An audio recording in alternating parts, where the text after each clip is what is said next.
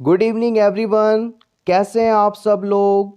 मैं हूं नीरज कुमार कैथल और आप देख रहे हैं for nurses preparation YouTube channel. आज के इस वीडियो में हम डिस्कस करेंगे ऑब्स्टेट्रिक एंड गायनेकोलॉजी सब्जेक्ट से कुछ important multiple choice question and answers जो कि आपके लिए बहुत ही इम्पॉर्टेंट होंगे, अपकमिंग एग्जाम्स में पूछे जा सकते हैं। फ्रेंड्स, एक इम्पॉर्टेंट इन्फॉर्मेशन है आपके लिए। इस वीडियो की पीडीएफ को आप हमारे टेलीग्राम चैनल, जिसका लिंक वीडियो डिस्क्रिप्शन में अवेलेबल है, या फिर आप टेलीग्राम पर जाकर फॉर नर्सेस प्रिपरेशन नाम से सर्च करें, वहां पर आपको इसकी पीडीएफ भी मिल जाएगी। उस टेलीग्राम चैनल पर आपकी प्रैक्टिस के लिए कुछ important multiple choice question and answers भी अवेलेबल हैं। आप चाहें तो वहां पर उन्हें प्रैक्टिस कर सकते हैं। So let's begin our today's video. Question number 1, labour is divided into how many stages. Labour को हम कितनी स्टेजेस में क्लासिफाई कर सकते हैं। ऑप्शन ए 4 स्टेजेस में, ऑप्शन बी 2 स्टेजेस में, ऑप्शन सी 3 स्टेजेस में, ऑप्शन डी 5 स्टेजेस में। अपकमिंग एग्जाम्स के लिए लेबर एक बहुत ही इम्पॉर्टेंट टॉपिक है।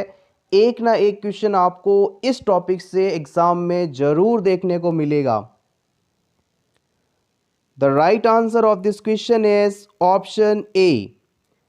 Labour is divided into 4 stages. आप चाहें तो इस स्क्रीन का स्क्रीनशॉट ले सकते हैं आपके रिवीजन के लिए।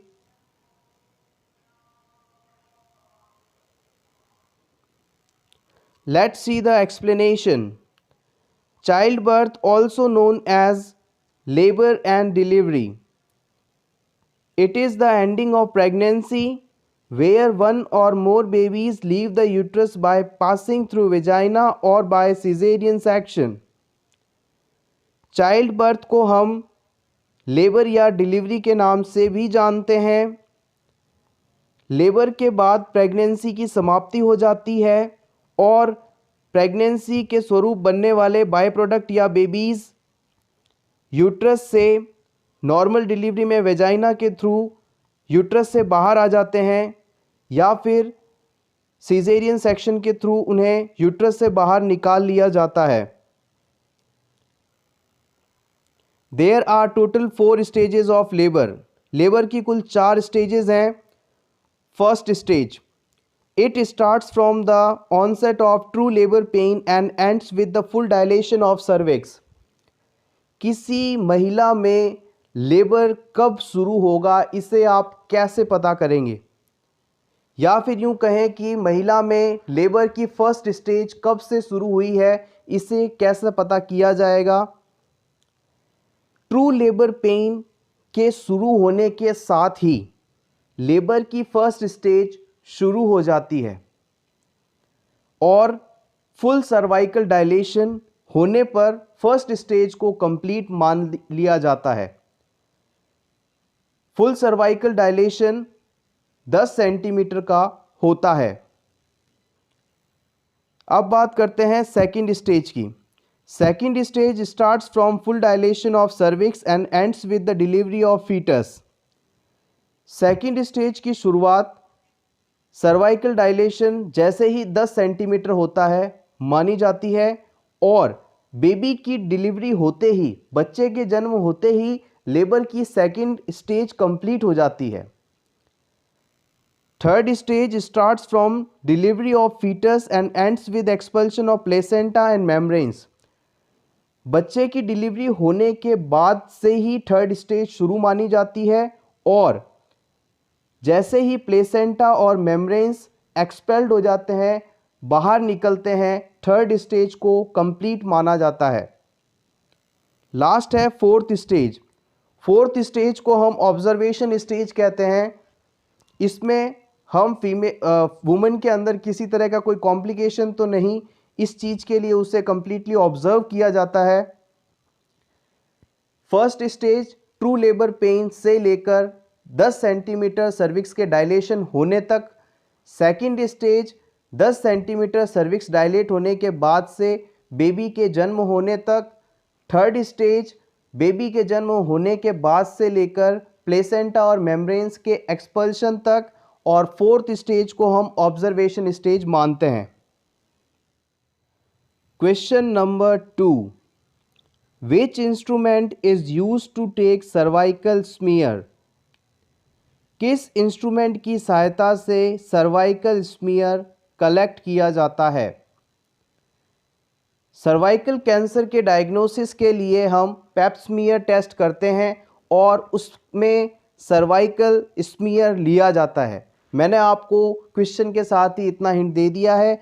अब आपको बताना है कि किस इक्विपमेंट या इंस्ट्रूमेंट की सहायता से आप स्मीयर लेंगे। Option A ventouse, option B Ayre's spatula, option C forceps, option D vaginal scope. बहुत बहुत बहुत इंपॉर्टेंट क्वेश्चन है। प्रीवियस एम्स एग्जाम में इस इंस्ट्रूमेंट का इमेज देखकर पूछा गया था, what is the name of this instrument, so you can always remember. The right answer is option B Ayre's spatula. Take screenshot. हमेशा याद रखिएगा सर्वाइकल स्मीयर लेने के लिए एरेस स्पैचुला यूज़ करेंगे। Arrays spatula. आइए अब थोड़ा सा एक्सप्लेनेशन देख लेते हैं। Vacuum extraction also known as ventouse, it is a method to assist delivery of a baby using a vacuum device. Option में जो वेंटस वर्ड दिया गया था उसे हम वैक्यूम एक्सट्रैक्शन कहते हैं। इसमें वैक्यूम डिवाइस की सहायता से बेबी की डिलीवरी करवाई जाती है। It is used in second stage of labour. If it has not progressed adequately, it may be an alternative of forceps delivery and cesarean section. Vacuum extraction device की सहायता से हम फोर्सेप डिलीवरी या caesarean section को टाल सकते हैं। Ventus device का इस्तेमाल लेबर की सेकंड स्टेज के दौरान किया जाता है, मोस्टली जब क्राउनिंग हो जाती है। इसमें आपको सिंपली मैं बताऊं, एक कप लाइक स्ट्रक्चर होती है जिसे बेबी की हेड पे अटैच करके हल्का सा सक किया जाता है। It cannot be used when the baby is in the breech position और for premature births. Ventouse equipment का इस्तेमाल कभी भी बेबी यदि ब्रीच पोजीशन में है या फिर प्रीमैच्योर बर्थ है तो उसमें आपको नहीं करना चाहिए, इससे बेबी को नुकसान हो सकता है। The term comes from French word suction cup. Ventus शब्द को फ्रेंच लैंग्वेज से लिया गया है जिसका मतलब होता है सक्शन कप। नेक्स्ट है, forceps are handled hinged instrument using for grasping और होल्डिंग ऑब्जेक्ट। जब किसी ऑब्जेक्ट को हमें पकड़ना होता है उसके लिए हम फोर्सेप्स का इस्तेमाल करते हैं। Forceps are used when fingers are too large to grasp small objects और when many objects need to be held at one time while the hands are used to perform a task. Forceps का इस्तेमाल उन चीज़ों को पकड़ने के लिए मुख्य रूप से किया जाता है जिन्हें पकड़ने के लिए हमारी उंगलियां काफ़ी बड़ी हैं या फिर हमें एक समय पर कई सारी चीज़ों को एक साथ पकड़ना है, होल्ड करना है, तो उस समय फोर्सेप्स का इस्तेमाल किया जाता है। इमेज बेस्ड क्वेश्चन में फोर्सेप्स का काफ़ी ज़्यादा पूछा जाता है, इसलिए आप इस टॉपिक को अच्छे से प्रिपेयर कर लें। अगर आप चाहें तो इस पर हम एक स्पेशल वीडियो भी तैयार कर देंगे अगर चाहें आप तो। नेक्स्ट क्वेश्चन है, most frequent cause of maternal death during child birth. Child birth के दौरान मैटरनल डेथ का मोस्ट फ्रीक्वेंट कौन सा कॉज निम्न में से है? Option A injection, option B sub involution, option C haemorrhage, option D none of the above.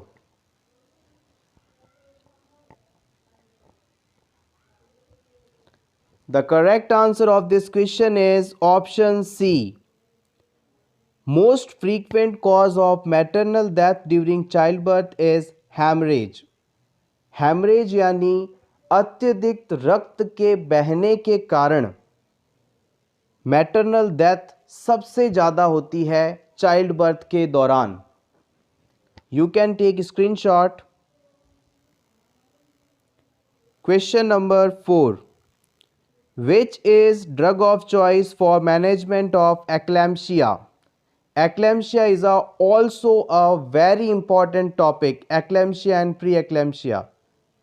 आपको बताना है कि eclampsia डिजीज़ के मैनेजमेंट हेतु ड्रग ऑफ चॉइस कौन सी मानी जाती है?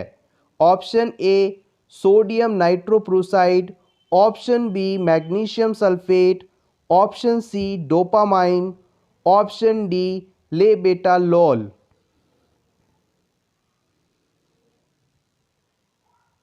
Very important question. The correct answer of this question is option B, magnesium sulphate. इसे आप MgSO4 के नाम से भी जानते हैं। याद रखिएगा, एक्लेम्शिया डिजीज़ कंडीशन के ट्रीटमेंट में मैग्नीशियम सल्फेट MgSO4 को ड्रग ऑफ चॉइस के रूप में इस्तेमाल किया जाता है। Eclampsia is the onset of seizure in a woman with pre eclampsia. Pre eclampsia के द्वारा सफरिंग वुमेन में यदि कन्वर्जन्स भी आने लग जाएं तो इस कंडीशन को आप एक्लेम्शिया कहेंगे। अब ये प्री एक्लेम्शिया क्या है, आइए जानते हैं। Pre eclampsia is a disorder of pregnancy in which there is high blood pressure and either large amount of protein in urine or other organ dysfunction. Onset may be before, during or after delivery. Pre-eclampsia एक ऐसी condition है जो कि जिसमें pregnant women का blood pressure बहुत ज़्यादा बढ़ जाता है और यूरिन प्रोटीन भी काफ़ी ज़्यादा बढ़ जाता है, जिसके कारण ऑर्गन डिसफंक्शन होने लगता है। प्री एक्लेम्शिया बिफोर, ड्यूरिंग या फिर आफ्टर डिलीवरी हो सकता है। Next, which drug is given to prevent HIV transmission from mother to child? निम्न में से कौन सी दवा HIV ट्रांसमिशन को मदर से बेबी में जाने से रोकती है? HIV को मदर से बेबी में ट्रांसमिट नहीं होने देना है तो आप इसके लिए कौन सी दवा देंगे? Option A nevirapine, option B lamivudine, option C stavudine, option D abacavir. Most important question. Correct answer is option A, nevirapine. Nevirapine. Nevirapine. Nevirapine is a drug that prevents transmission of HIV from mother to child. Let's see the explanation. HIV means human immunodeficiency virus. Are two species of lentivirus that infect humans. लेंटीवायरस की दो species जो कि humans को प्रभावित करती हैं HIV कहलाती हैं। Over time they cause acquired immunodeficiency syndrome, a condition in which progressive failure of immune system allows life threatening opportunistic infection and cancers to thrive. HIV virus के द्वारा पर्सन में एक्वायर्ड इम्यूनोडेफिशिएंसी सिंड्रोम, जिसे आप ads के नाम से जानते हैं, कॉज किया जाता है। एड्स एक ऐसी कंडीशन होती है जिसमें व्यक्ति के शरीर में जो इम्यून सिस्टम पाया जाता है वो धीरे धीरे अपना काम करना बंद कर देता है, या फिर सिंपली कहें पर्सन की इम्यूनिटी कम हो जाती है, जिसकी वजह से वह बीमार रहने लगता है, अपॉर्चुनिस्टिक लाइफ थ्रेटनिंग इन्फेक्शंस होने लगते हैं और फिर इन द एंड पर्सन की डेथ हो जाती है। Without treatment, average survival time after infection with HIV is estimated to be 9 to 11 years depending on the HIV subtype. यदि HIV पेशेंट का ट्रीटमेंट समय पर नहीं किया जाए तो 9 से 11 वर्ष के अंदर व्यक्ति की मृत्यु हो जाती है। मृत्यु का समय कुछ कम ज़्यादा हो सकता है, यह डिपेंड करता है कि कौन सा HIV पर्सन में मौजूद है। In most cases HIV is sexually transmitted infection and occurs by contact with और transfer of blood, pre ejaculate semen and vaginal fluids. HIV किन किन तरीक़ों से फैलता है इसकी बात करें तो HIV मुख्यतः सेक्सुअली ट्रांसमिटेड इन्फेक्शन है जो कि ब्लड ट्रांसफ़र, सीमेन या फिर वेजाइनल फ्लूइड के कांटेक्ट में आने से हो सकता है। Next question number 6, which is the biochemical marker detect in a mother's blood in neural tube defect. यदि किसी बेबी में न्यूरल ट्यूब डिफेक्ट मौजूद है, इस चीज़ का डायग्नोसिस करने हेतु मदर के ब्लड में हम किस बायोकेमिकल मार्कर की प्रेजेंस को चेक करेंगे? Option A alpha fetoprotein, option B ascorbic acid, option C alkaline phosphatase, option D amino acids. ये क्वेश्चन भी पहले एग्जाम में पूछा जा चुका है।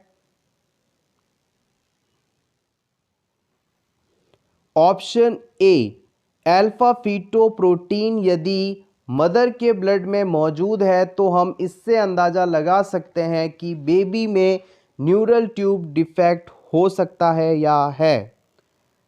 High level of alpha fetoprotein in mother serum associated with neural tube defect disease and decrease level in mother serum is associated with the down syndrome.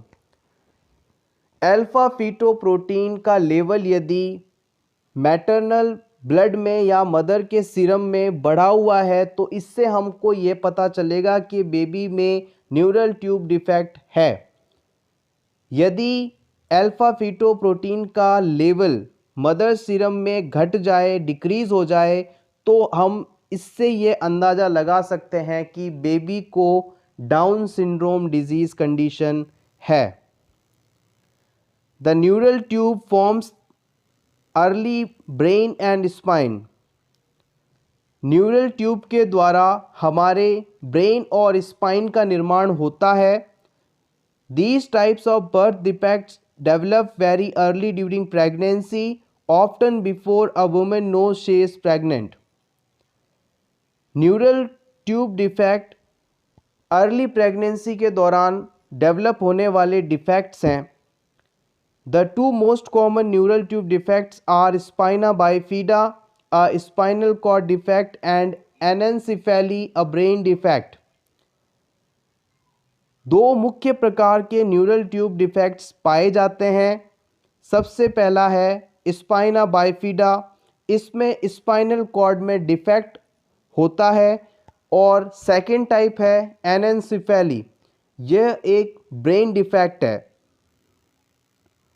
Spina bifida also known as split spine. Spina bifida को हम split spine के नाम से भी जानते हैं। It occurs when developing baby's spinal cord fails to develop or close properly while in the womb. जब जन्म से पहले बच्चे की स्पाइनल कॉर्ड कंप्लीटली डेवलप होने में अक्षम हो तो इस कंडीशन को हम स्पाइना बाइफिडा कहेंगे। एनेन्सेफेली, a baby born with a underdeveloped brain and an incomplete skull। एनेन्सेफेली एक ऐसी कंडीशन है जिसमें ब्रेन अंडर डेवलप्ड या पूरी तरह से विकसित नहीं होता और बेबी का स्कल भी इनकम्प्लीट होता है। सिंपली हम कहें तो बेबी का हेड पोर्शन काफ़ी स्मॉल और अनडेवलप्ड होगा। A baby born with anencephaly might be stillborn or survive only a few hours to few days after birth। एनेन्सेफेली के साथ जन्मे बच्चे या तो स्टिल बर्थ यानी मृत पैदा होते हैं या फिर जन्म के कुछ घंटों या कुछ दिनों बाद ही मृत हो जाते हैं, डेड हो जाते हैं। Last question of this video, what is the normal colour of amniotic fluid when the bag of water ruptures. जब प्रेग्नेंट वुमेन में बैग ऑफ वाटर रप्चर होता है तो उस दौरान नॉर्मल एमनियोटिक फ्लूइड किस कलर का दिखाई देगा। Option A clear, option B greenish, option C brownish, option D golden colour. It is also a very important question. The correct answer of this question is option A। You can take screenshot for your revision। Normal amniotic fluid clear colour का होता है यानी रंगहीन होता है। आइए इससे जुड़े कुछ पॉइंट्स देख लेते हैं। यदि एमनियोटिक फ्लूइड ग्रीन कलर का है तो इससे आप अंदाज़ा लगाएंगे कि म्यूकोनियम स्टेन्ड एमनियोटिक फ्लूइड है। बेबी का जो फर्स्ट स्टूल होता है उसे हम म्यूकोनियम कहते हैं और ये ग्रीन कलर का होता है। यदि बेबी ने म्यूकोनियम पास कर दिया है तो एमनियोटिक फ्लूइड का कलर ग्रीन होगा। गोल्डन कलर, यदि एमनियोटिक फ्लूइड का कलर गोल्डन कलर का है तो इसका मतलब है बेबी में RH इनकम्पैटिबिलिटी या फिर RH आइसो इम्यूनाइजेशन है। यदि एमनियोटिक फ्लूइड का कलर सैफ्रॉन कलर का है, सैफ्रॉन कलर का मतलब होता है ग्रीनिश येलो, तो यह पोस्ट मैच्योरिटी को इंडिकेट करता है। यदि एमनियोटिक फ्लूइड डार्क ब्राउन या टोबैको जूस कलर का है तो इसका मतलब है इंट्रायूट्राइन डेथ, बेबी की गर्भ में मृत्यु हो चुकी है। You can take screenshot for your revision. Friends, for nurses preparation YouTube channel पर हम रेगुलरली नर्सिंग कॉम्पिटिटिव एग्जाम से रिलेटेड इम्पॉर्टेंट वीडियोस डाल रहे हैं। आप चाहें तो इस चैनल को सब्सक्राइब कर सकते हैं। अगर आपको ये वीडियो अच्छा लगा हो तो प्लीज़ इसे लाइक करें। Thank you so much friends, all the best.